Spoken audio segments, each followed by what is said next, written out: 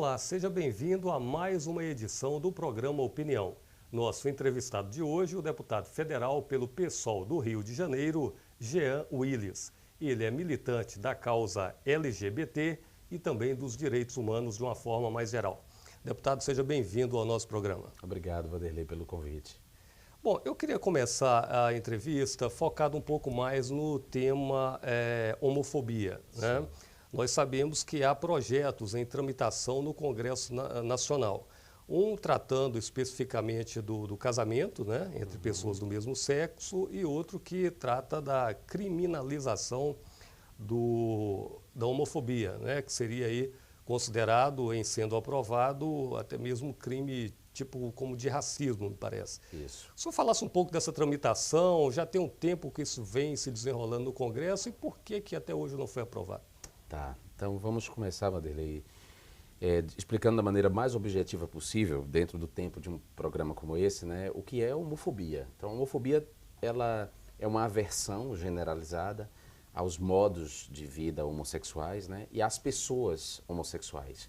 E quando eu falo as pessoas homossexuais, eu estou incluindo aí as lésbicas, gays, bissexuais, travestis e transexuais. Então, uma aversão a essas pessoas e aos seus modos de vida que se expressa de maneira soft, leve, por meio de discriminações do tipo de você demitir pessoas ou não admitir pessoas porque são homossexuais ou porque se assumiram homossexuais, até a expressão dura, né? A homofobia se expressa de maneira soft, leve e também de maneira dura através dos assassinatos e agressões. E esses assassinatos, essa homofobia, né, que se expressa em assassinatos e agressões, já vitimou muita gente nesse país, né? E muita gente que é cidadã desse país, muita gente que paga impostos em dia, que é cobrado pelo Estado em seus deveres, mas não tem seus direitos garantidos. Então, uma maneira da gente levar a cidadania a esse conjunto da população, a essa parcela da população que atualmente não tem cidadania, a maneira que a gente tem é por meio de projetos que atualmente estão tramitando lá no Congresso Nacional. Nós temos o projeto que criminaliza a homofobia, que está no Senado, ou seja, criminalizar implica introduzir o crime de homofobia no Código Penal, através de uma equiparação da homofobia ao racismo e ao antissemitismo. Ou seja, a homofobia passa a ser tratada como é tratado hoje o racismo, né? Você tem a injúria racista e essa injúria racista ela é criminalizada. Ou seja, a pessoa que pratica a injúria racista, motivada pelo racismo, paga uma pena, se ficar provado que ela praticou isso. Então, há esse projeto de lei que equipara a homofobia ao racismo. E há, na Câmara dos Deputados, uma PEC, uma proposta de emenda constitucional de minha autoria, que estende o direito ao casamento civil aos homossexuais, que também é uma etapa importantíssima na luta pela cidadania, porque atualmente, por não ter acesso ao casamento civil, os homossexuais têm menos 126 direitos em comparação aos heterossexuais, às pessoas heterossexuais. Então, um homem, vou dizer um homem porque as mulheres...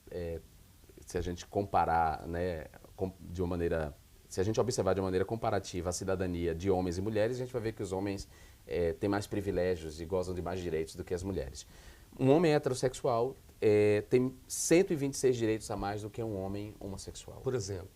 Todos os direitos sucessórios, todos os direitos previdenciários, o direito à adoção, todo esse conjunto de direitos, os direitos migratórios também, esses direitos são todos excluídos, quer dizer, eles são todos subtraídos dos homossexuais porque ele não tem acesso ao casamento civil igualitário. São todos direitos correlatos ao direito ao casamento, que institui a entidade familiar, né, o direito ao casamento civil, institui a entidade familiar, portanto, a obrigatória proteção do Estado à família que nasce dessas uniões.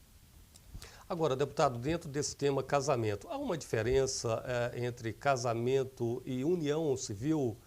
Sim, há uma diferença. São duas figuras jurídicas para dar conta das relações conjugais. Existe a união estável, né, e existe o casamento. Uma união estável pode ser convertida em casamento. Essa figura da união estável ela foi introduzida na Constituição, na Constituição de 88, a chamada Constituição Cidadã. Então, a Assembleia Constituinte, que resultou na Constituição de 88, introduziu a união estável como figura jurídica, né, como uma figura para dar conta das relações conjugais, porque naquele momento havia homens casados no civil com mulheres E esses homens tinham concubinas. Outros que não eram casados no civil viviam em regime de concubinato com mulheres. Então nós temos aí dois tipos de concubinato. O concubinato puro, que é esse do casal que se relacionava sem oficializar através de um casamento, mas tinha lá uma vida, uma família constituída, tinha filhos. E havia o concubinato impuro, que era aquele que nascia do adultério. O cara era casado e mantinha uma mulher fora do casamento. Só para explicar. Até então, até a Constituição de 88, as mulheres concubinas, as mulheres que viviam em regime de concubinato, quando esses homens morriam, não tinham direitos previdenciários, sucessórios, nenhum desses direitos garantidos. Até então, só a justiça garantia esses direitos através de decisões de juízes. Então, a Constituição introduziu essa figura da união estável. E já naquele momento, a redação, quando foi introduzido esse parágrafo 3º no artigo 226 da Constituição, a redação já foi feita de modo a excluir, já naquele momento, as uniões estáveis homoafetivas, porque também havia já naquele momento, havia uma série de casais homossexuais que viviam em união estável, mas que essa modificação na Constituição acabou não contemplando eles. Mas eu queria que o senhor explicasse, dentro desse aspecto, eu li um artigo do senhor em que o senhor fala que a união civil seria uma forma de segregar. Isso, exatamente. Porque o que vocês defendem é um casamento mesmo, com todo o direito normal de celebração, aquilo que ocorre normalmente numa união entre homem e mulher. A gente não tem que se contentar com a união estável, porque há um discurso que tenta dizer assim: vocês não precisam brigar pelo casamento, vocês podem ficar com a união estável. Para que vocês querem casamento? Ora, a gente quer casamento porque o casamento é um direito civil. Não estamos falando aqui do sacramento do casamento, que o sacramento é uma concepção da Igreja Católica, das religiões cristãs, na verdade. Ninguém está pedindo sacramento, a gente está pedindo o direito. O direito civil chama-se casamento.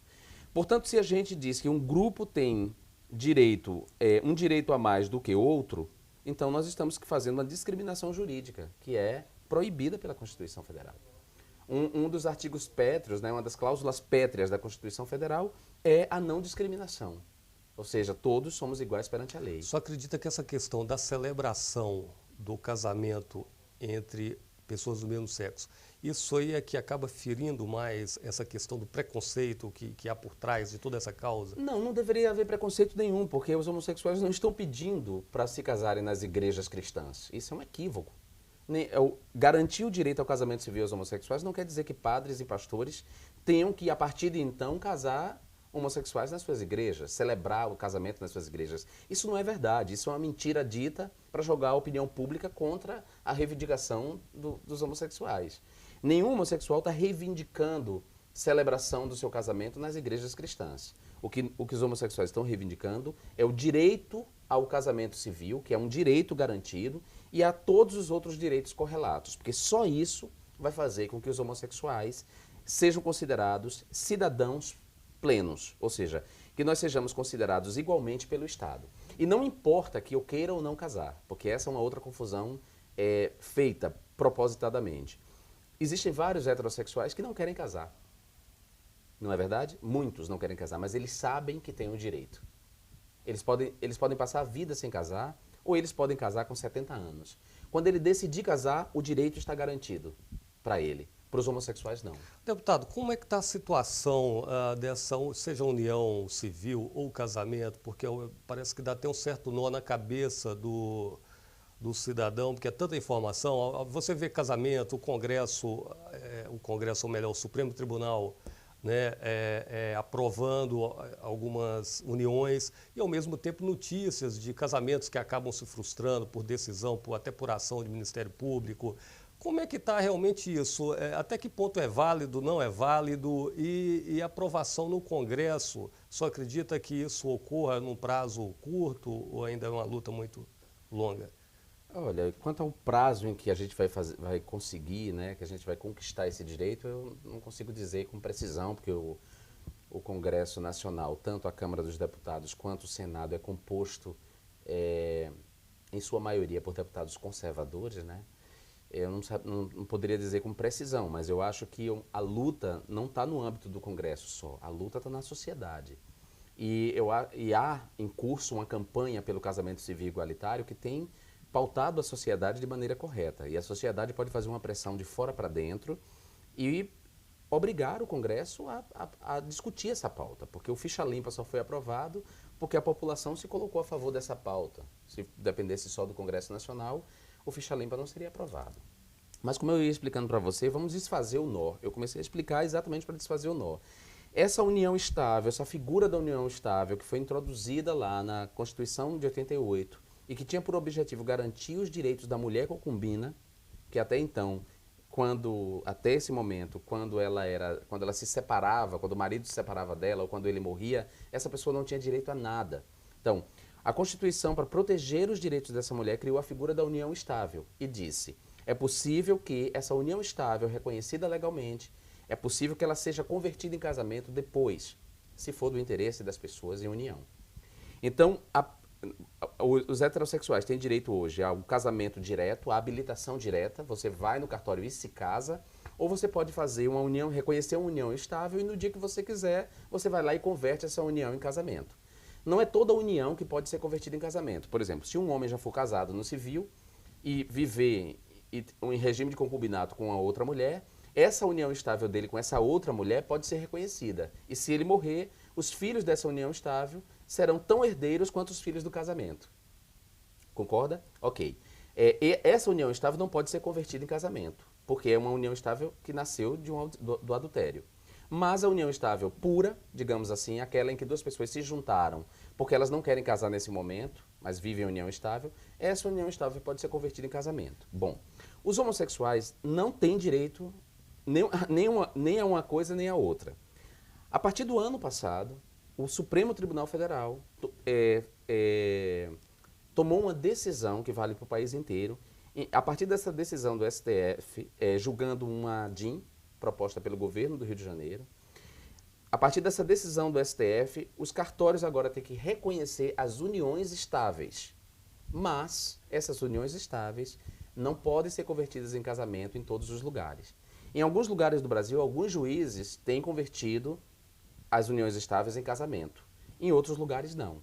Em alguns lugares do Brasil, o Ministério Público está entrando com ações contra a conversão da união estável homossexual em casamento. Em outros lugares, não. Então, isso faz com que a gente não possa deixar essa decisão no âmbito do judiciário. É preciso que o Congresso discuta essa pauta e vote para que isso seja uma lei, ou seja, para que não haja decisões contrárias. Um juiz age de um jeito no Rio Grande do Sul, um outro juiz age de um outro jeito no Rio Grande do Norte. O Ministério Público age de um jeito no Rio de Janeiro e o Ministério Público age de um outro jeito na Bahia. Então, para evitar essas contradições, é preciso que o Congresso vote e converta em lei aquela decisão do STF. Ou seja, as uniões estáveis homoafetivas passam a ser reconhecidas, incluindo aí o direito a convertê-las em casamento civil. Nós vamos agora para um rápido intervalo e, na sequência, voltamos com a entrevista com o deputado federal pelo PSOL do Rio de Janeiro, Jean Willis. Ele está falando a respeito dos direitos humanos de uma forma geral e também a respeito da questão homoafetiva. Já já a gente volta.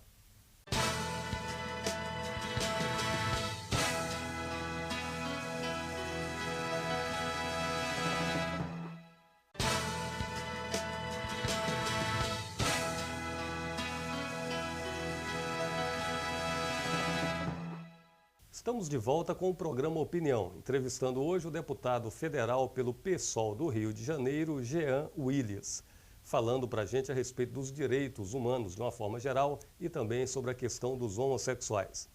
Deputado, fica uma curiosidade em relação no Congresso, já que a gente vê alguns parlamentares muito radicais, né, contra a causa homoafetiva. No trato pessoal, no dia a dia, o senhor sente que há algum tipo de preconceito ou há um tratamento, pelo menos no âmbito do Congresso, de uma forma mais civilizada? Não, as pessoas são civilizadas, ninguém me trata com deselegância no trato pessoal.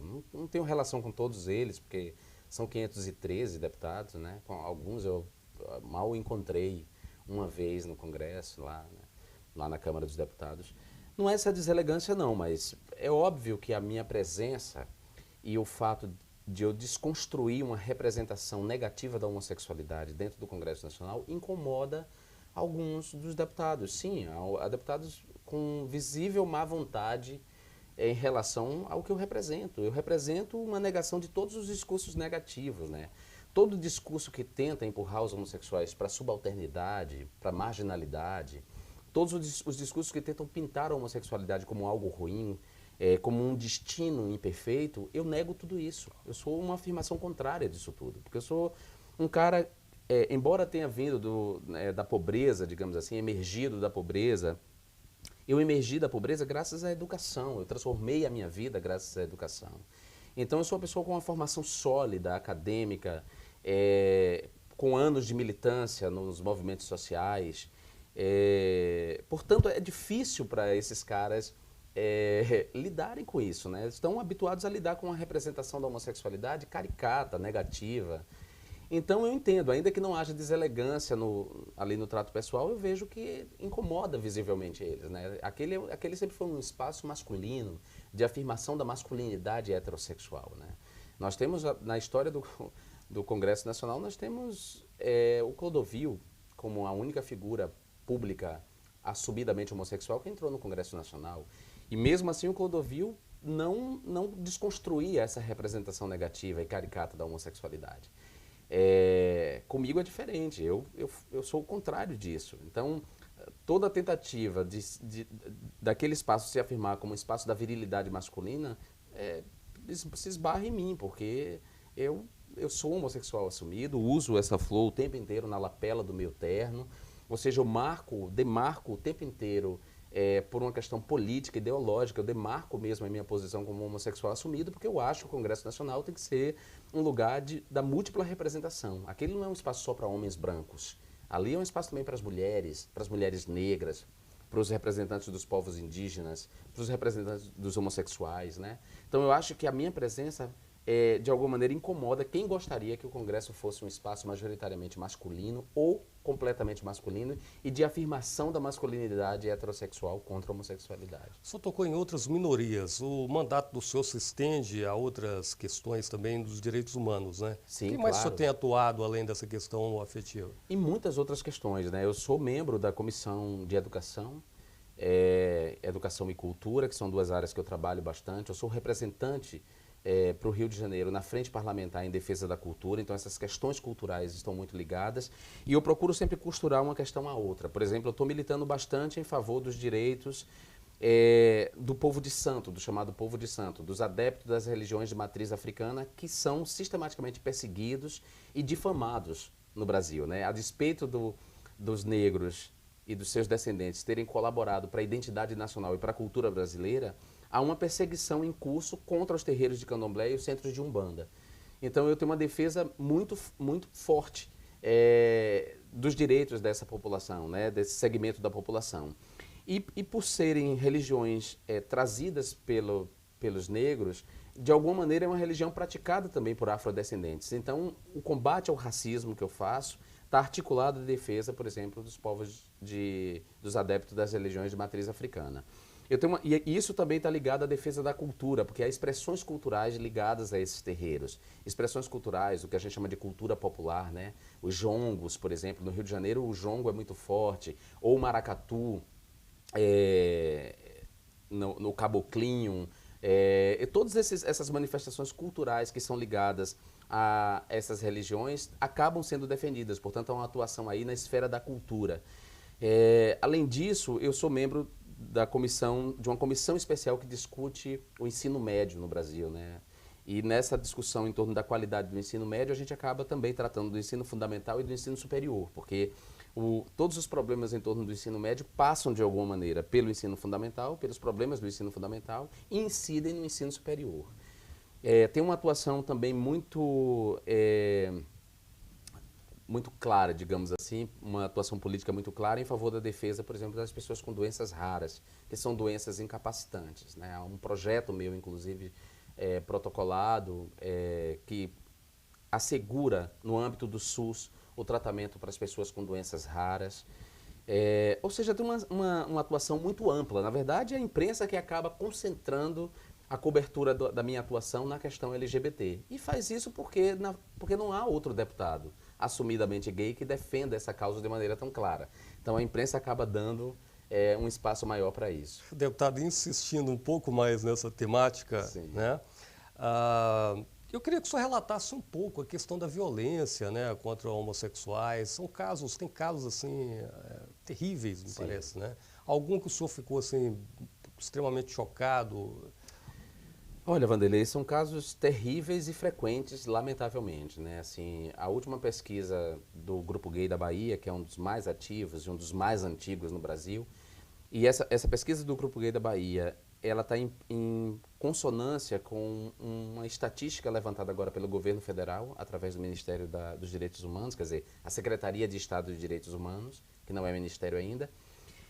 Tanto essa pesquisa, essas estatísticas do Ministério, da Secretaria de Direitos Humanos, quanto as estatísticas do GGB, a pesquisa do GGB, mostram que praticamente morrem 2 homossexuais a cada 24 horas no Brasil, em todo o Brasil. Isso é muito grave. Muita gente pode dizer assim, ora, mas morrem outras pessoas. É preciso explicar uma coisa para a população, para que ela entenda. Todos nós, independente de se a gente é gay, se a gente é hétero, se a gente é travesti, se a gente é mulher, homem, quer dizer, do gênero masculino, feminino, se a gente é criança, se a gente... Bom, todos nós, independente disso, estamos submetidos a uma violência urbana, né? Uma violência urbana que tem a ver com o trânsito, uma violência urbana que tem a ver com o tráfico de drogas, com o aumento da criminalidade, enfim. Todos nós estamos submetidos a essa violência, independente da nossa orientação sexual.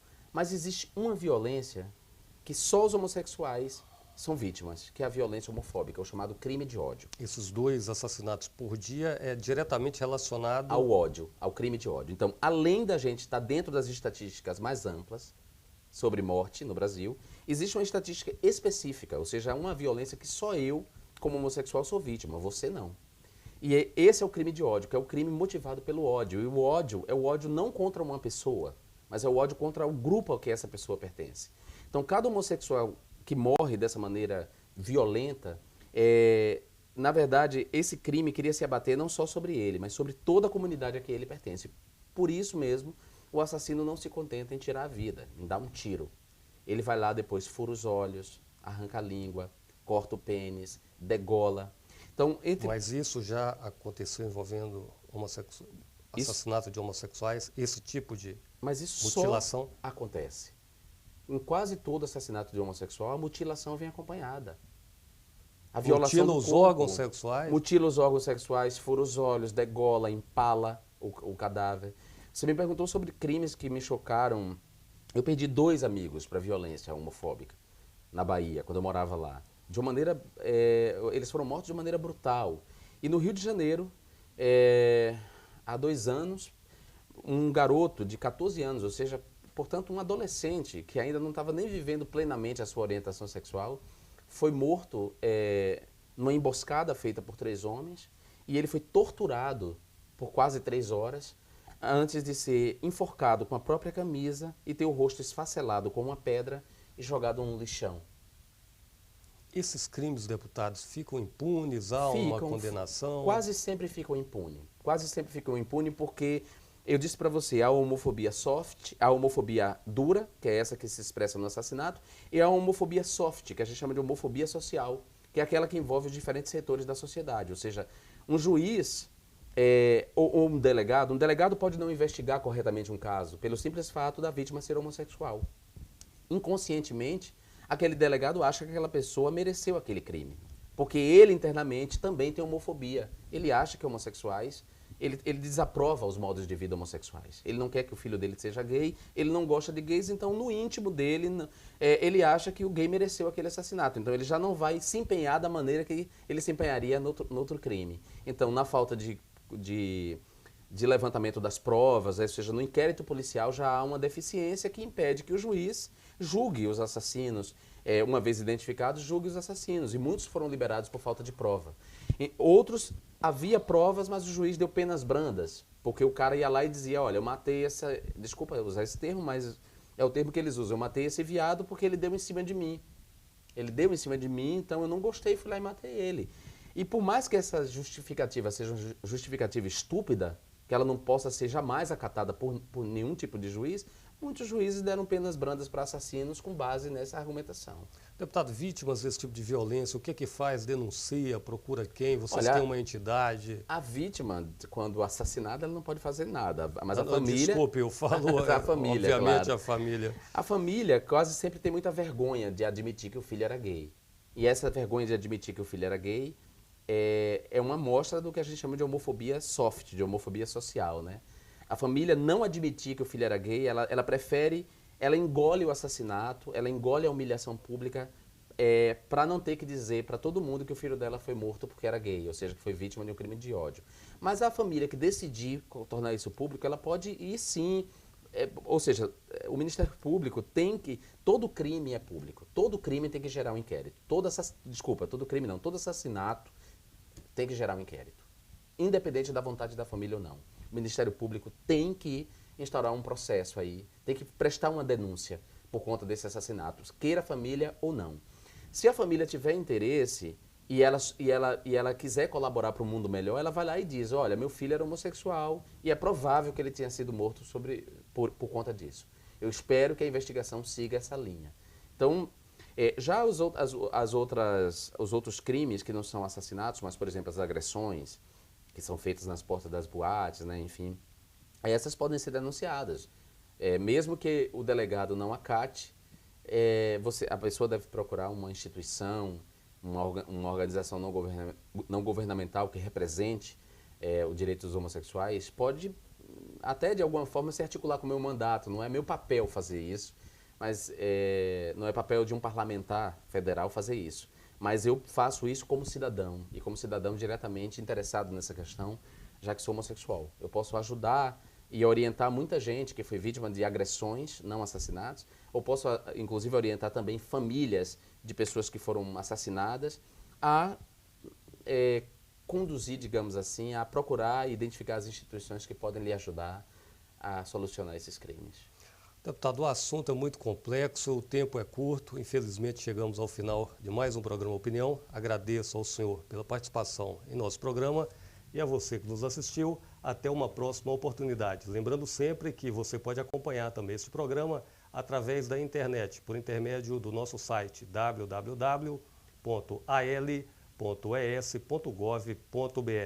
Obrigado pela audiência e até uma próxima oportunidade.